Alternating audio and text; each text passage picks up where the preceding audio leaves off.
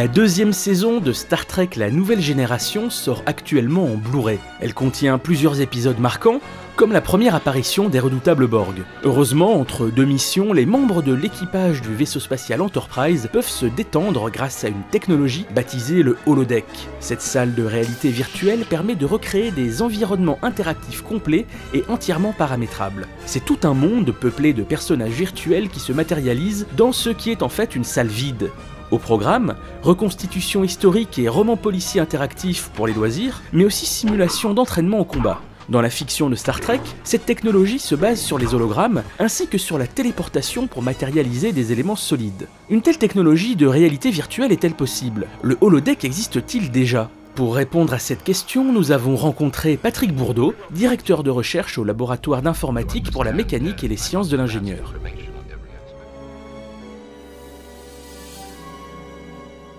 Voici quelques extraits de cette série télé.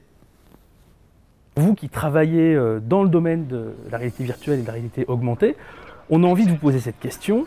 Est-ce que le holodeck existe véritablement? À ce jour, tel que présenté dans ce film, non. Historiquement, l'holographie est monochromatique, c'est-à-dire qu'elle utilise une lumière ayant une seule couleur, à base de laser, etc. Mais il existe depuis les années 2010 environ des solutions multichromatiques, donc qui permettent de renvoyer des scènes en couleur. La seule chose, c'est qu'elles ne sont pas forcément encore temps réel, même si elles s'en approchent. Et d'autre part, si elles permettent de percevoir le relief, elles ne permettent pas encore, du moins sur les supports qui existent, d'avoir une véritable immersion comme on peut en avoir une ici. Les technologies de téléportation sont aujourd'hui au-delà de nos connaissances. Donc pas d'objet solide dans ce type de système, sauf à utiliser des périphériques haptiques de retour d'effort, mais qui sont très intrusifs. Aikido 1.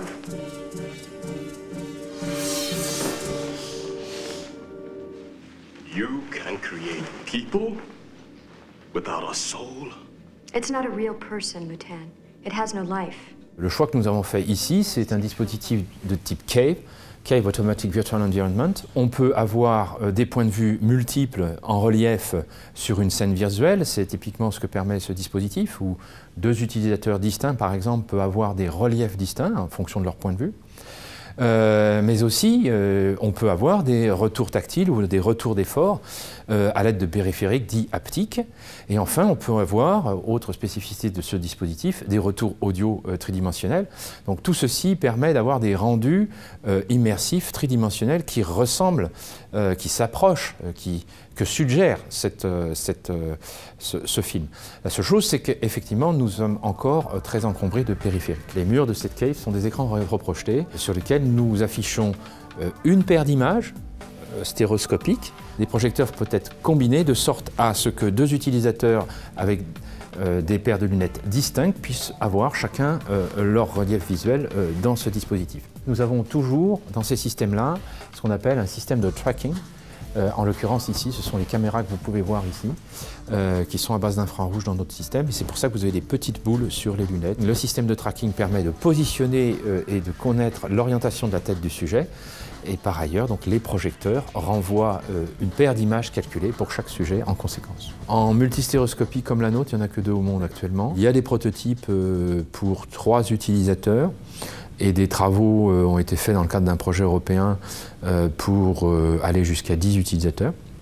Mais ce sont des projecteurs qui n'existent pas encore sur le marché.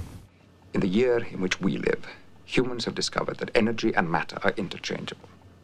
In the holodeck, energy is converted into matter. Thus you have substance. Si un objet virtuel est positionné en relief quelque part, eh bien, certains périphériques permettent soit de sentir cet objet de façon vibrotactile, auquel cas vous allez traverser l'objet, soit à l'aide de bras à caractère robotique, de ressentir un contact avec ces objets et de ne pas pouvoir pénétrer à l'intérieur. Donc ça, c'est l'aspect retour d'effort.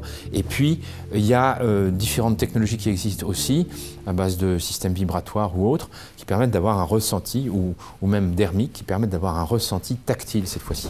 Setting, San Francisco, California, United States of America. The year, 1941 AD. The office of Dixon Hill, private investigator. Program complete. You may enter when ready. Pour ce qui nous concerne, on travaille principalement sur, d'une part, des applications scientifiques, soit en mécanique des fluides, par exemple, pour analyser les résultats de simulation en mécanique des fluides, soit pour travailler sur du docking moléculaire, par exemple, savoir comment deux molécules peuvent s'imbriquer l'une dans l'autre. Nous avons d'autres domaines d'application, en particulier dans le domaine de l'engineering and design. C'est la suite de ce qu'on peut faire déjà sur des systèmes dits de CAO, conception assistée par ordinateur, ou de CFAO, conception et fabrication assistée par ordinateur. Je sais qu'il y a des applications en loisirs, ça c'est une chose. Il y en a dans certains, en muséographie, il y a différentes applications de ce type-là qui existent. Mais au niveau formation, entraînement, soit pour des domaines militaires, soit pour l'industrie, c'est des choses qui, en termes d'application, sont déjà d'actualité. Audience program off.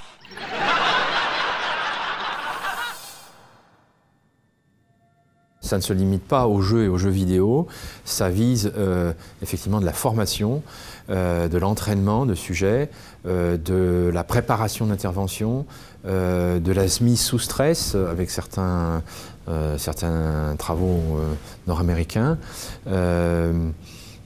Et l'étude du comportement aussi. Il y a des laboratoires du côté de Marseille ou autres qui s'intéressent plus particulièrement à étudier le comportement de sujets en situation immersive pour comprendre les choses en situation réelle.